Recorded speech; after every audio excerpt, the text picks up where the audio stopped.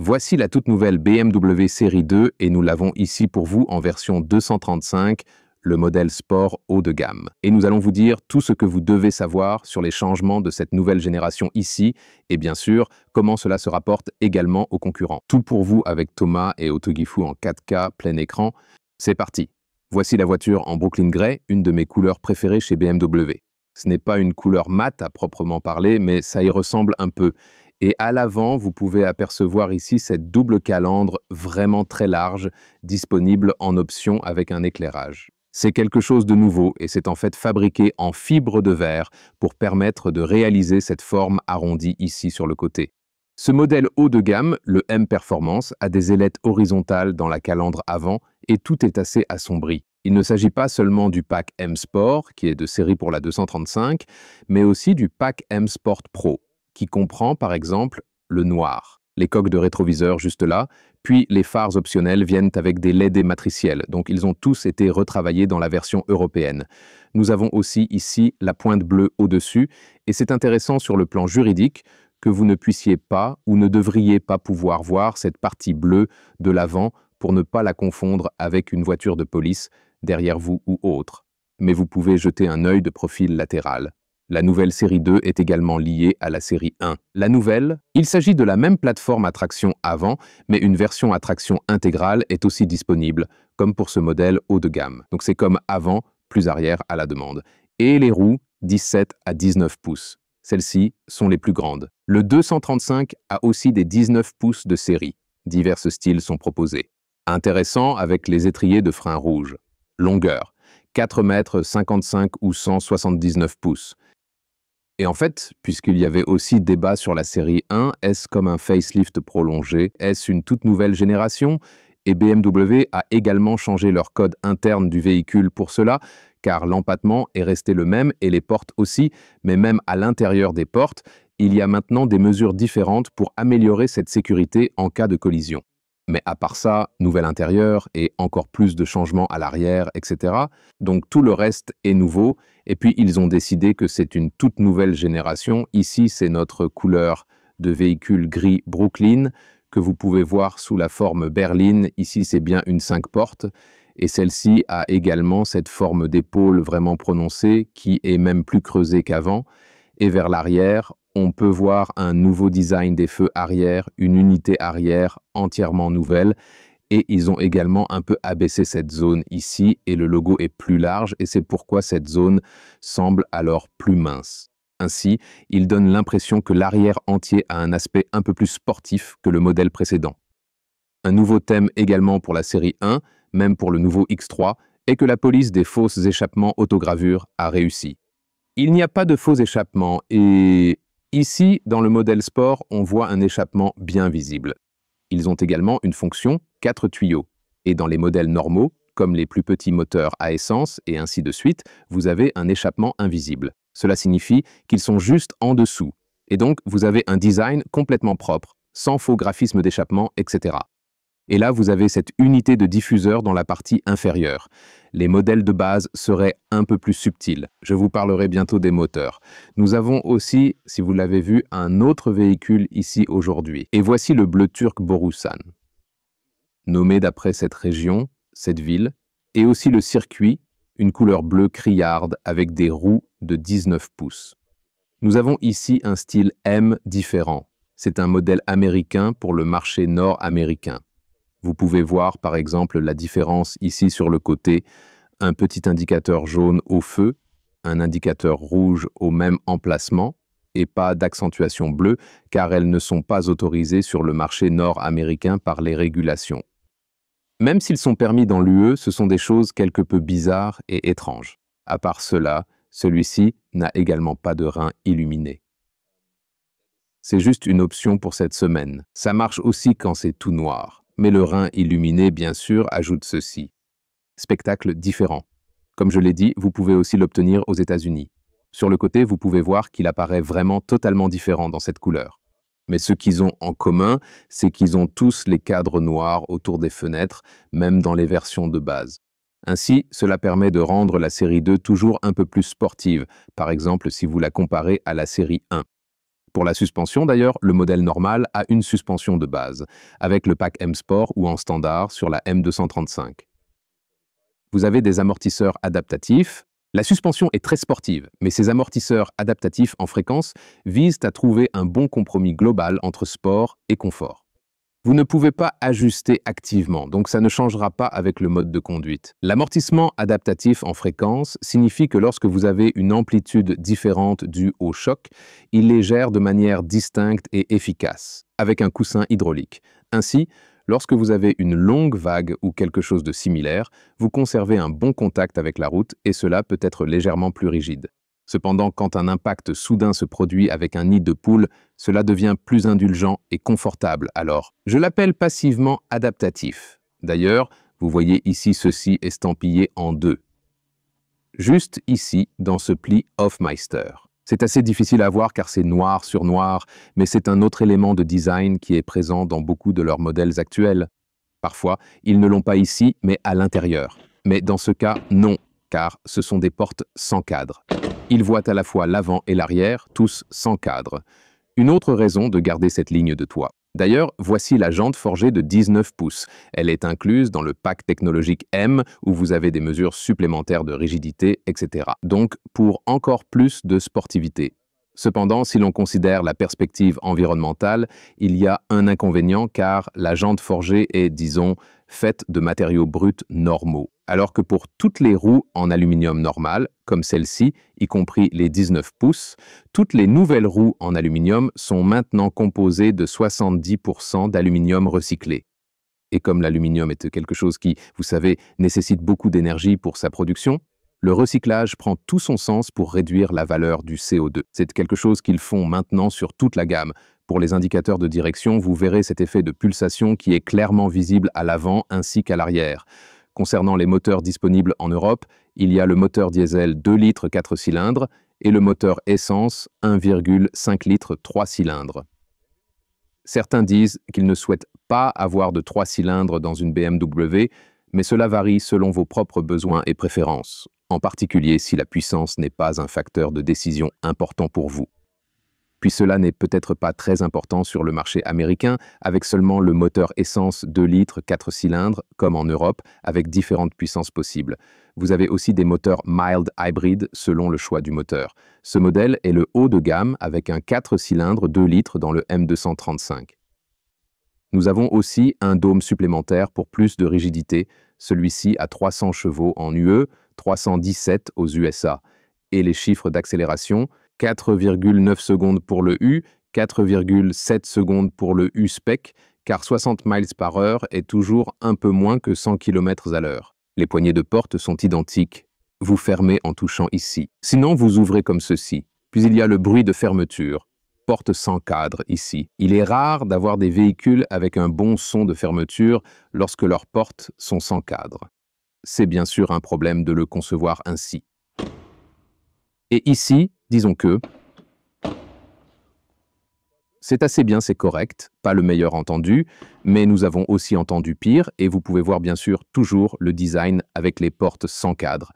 Et ici, un matériau structuré sur le haut des portes, vous pouvez aussi le presser un peu plus de lumière avec notre sabre laser. Ouais, puis le cuir de haute qualité, ici en rouge, système Harman Kardon en option, avec un élément de style en surpiqûre à l'intérieur des portes et juste la partie basse. C'est l'ancien pack dur, pas de couverture à l'intérieur que j'aimerais. Dans ce cas-là, pack M Sport ou la M235.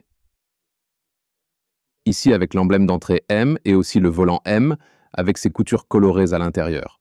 Pour des options sans produits animaux, optez pour le volant de base, fait de matériaux non animaux, qui aujourd'hui semblent mieux que ceux d'origine animale. Voici les progrès technologiques. Le siège, c'est le siège Sport Premium et l'illumination performance. La haute qualité du rouge, la perforation en VGA, qui offre un refroidissement passif. Vous pouvez l'avoir en rouge dans ce siège performance ou avec de l'Alcantara.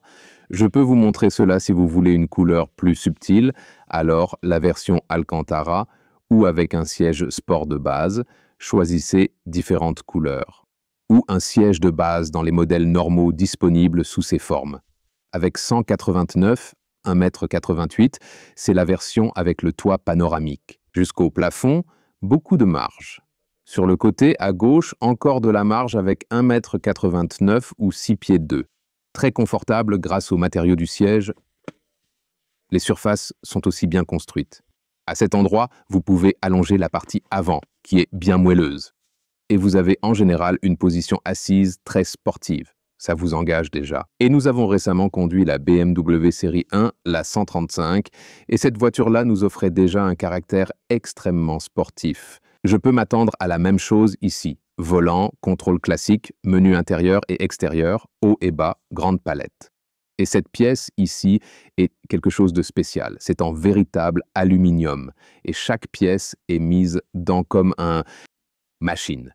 Et ensuite, cette partie ici est minutieusement découpée à l'aide d'une technologie de fraisage en 3 dimensions avancées. C'est cool. C'est du vrai aluminium. On voit aussi ici sur le côté l'épaisseur. Donc, un gros effort juste pour ce petit morceau. Quand il fait vraiment froid, on peut aussi le sentir, vous savez, comment ce morceau devient froid. Et l'éclairage d'ambiance se diffuse depuis l'arrière-plan. C'est un autre agencement. Nous l'avons ici aussi dans les couleurs M. Nous allons vous en montrer plus. Le volant, d'ailleurs, a de vrais boutons ici. J'apprécie vraiment que certains nouveaux modèles BMW aient cette zone en BS capacitif ou bien le champ à boutons unique. Mais ici, ce sont tous des boutons individuels qu'on utilise. C'est plus simple à faire en conduisant. Intérieur. Cockpit à voir, plus d'histoires à venir. Par exemple, les coutures du tableau de bord. C'est fait main. Tricoté main avec une machine à coudre. Une personne s'assoit là, tricote cela à la main, puis le tourne. Ensuite, c'est mettre par-dessus ici, donc il y a beaucoup de travail et d'efforts investis pour cela.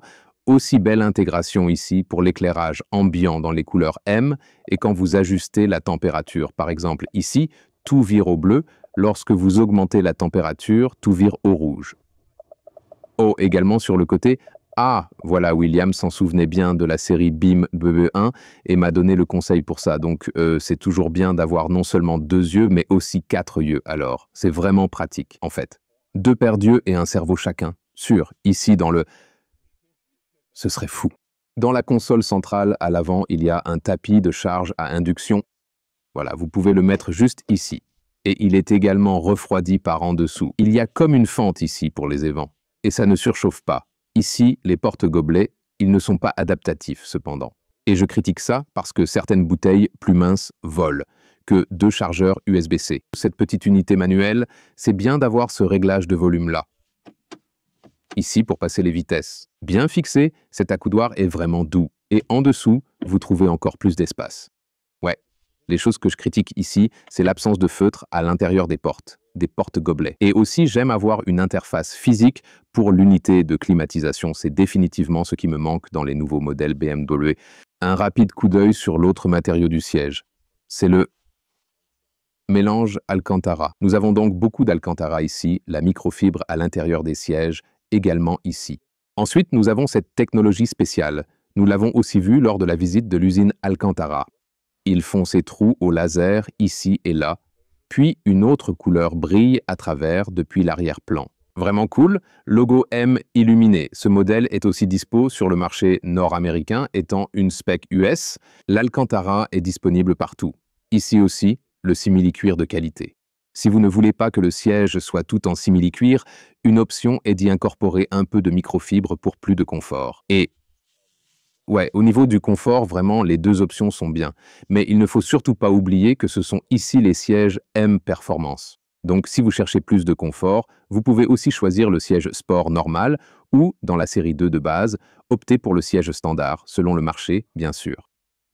Mais en gros, ils ont 3 formes de sièges différentes disponibles et le point de vue du conducteur ici, de jolis contrôles des boutons avec aussi de beaux bruits de clics, puis les instruments numériques ici avec une vitesse centrale par exemple, mais vous pouvez aussi changer ce que vous voulez y voir et puis il y a aussi un affichage tête haute disponible.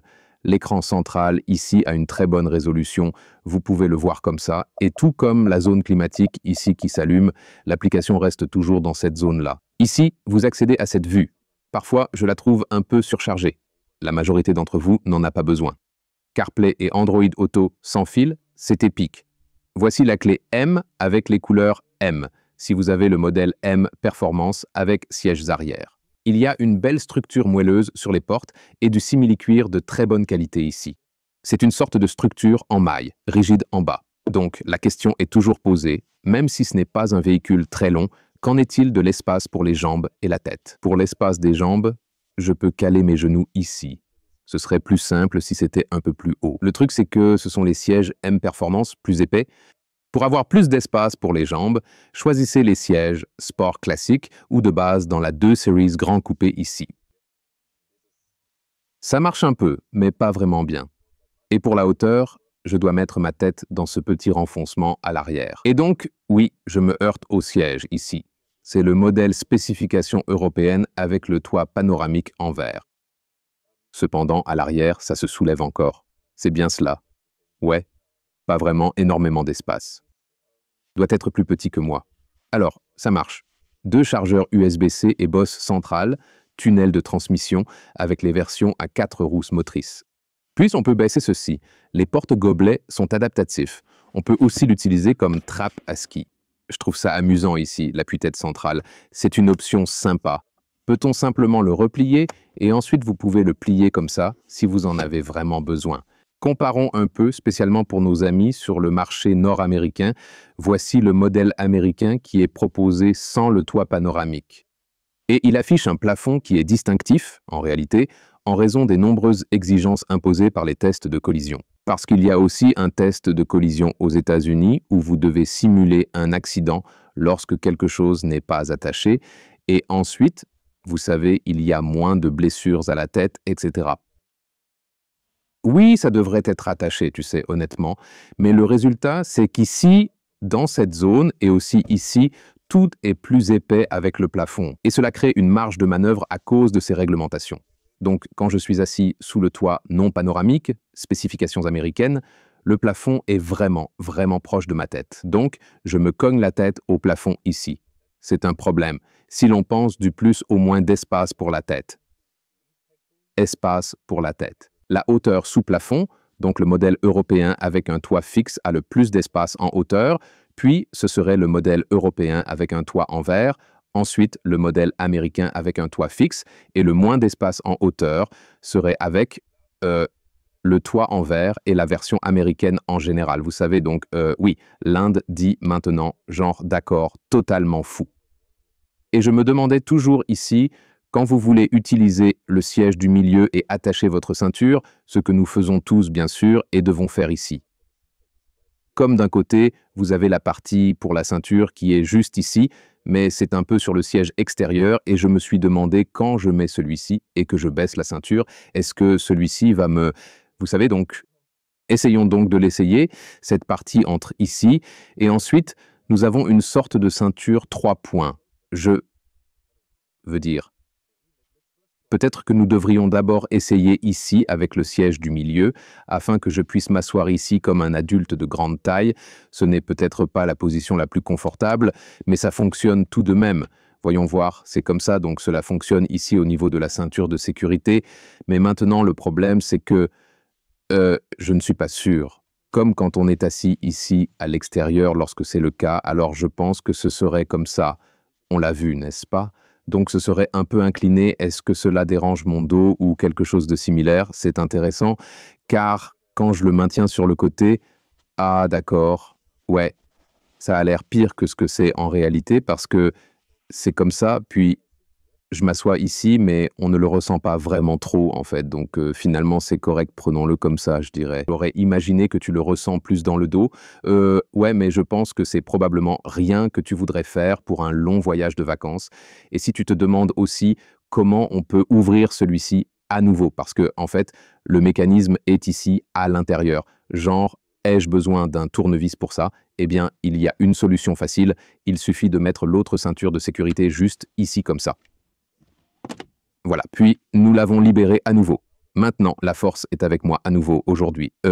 Merci Ahsoka pour m'avoir prêté ceci. Voyons le coffre. Il a une capacité de 430 litres. La valise cabine rentre aussi verticalement. Ça fonctionne très bien. La largeur que vous voyez ici est d'environ 1 mètre ou 40 pouces de large. La longueur habituelle est légèrement inférieure à 1 mètre ou 40 pouces. Cela est aussi intéressant. Ce couvercle, vous pouvez également le retirer complètement ou le soulever comme ça, le mettre à l'arrière. Ensuite, vous avez juste plus de coffres. Ici, en profondeur et aussi ici, à gauche et à droite. Donc cela l'augmente vraiment énormément. Et vous pouvez également le déverrouiller juste à cet endroit, puis soit faire le tour, soit utiliser la force et le pousser à partir d'ici. Je savais que les sabres laser étaient utiles, non? La longueur totale est d'1,70 m ou 67 pouces.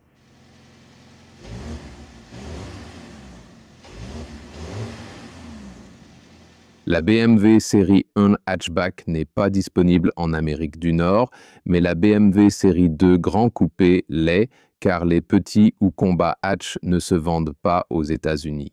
Mais celle-ci ici est véritablement la berline d'entrée de gamme.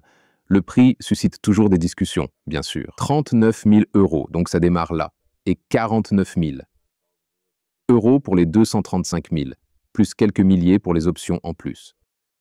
Est-ce que vous choisiriez une 2 série grand coupé bien équipée ou bien préféreriez-vous passer à une BMW 3 série? Cela pourrait sans doute valoir la peine de réfléchir au niveau du budget. Cette traction avant présente des atouts et des défauts. Niveau traction, propulsion ou intégrale à base arrière. On transmet plus de puissance au sol et on gagne de l'espace avec ce concept de traction avant. C'est comme l'aspect principal de la chose. Et tous les changements, je pense, sont logiques. Mais opterais-tu pour un grand coupé série 2 ou préférerais-tu la BMW série 3 normale ou un concurrent comme celui que je veux, la Mercedes CL?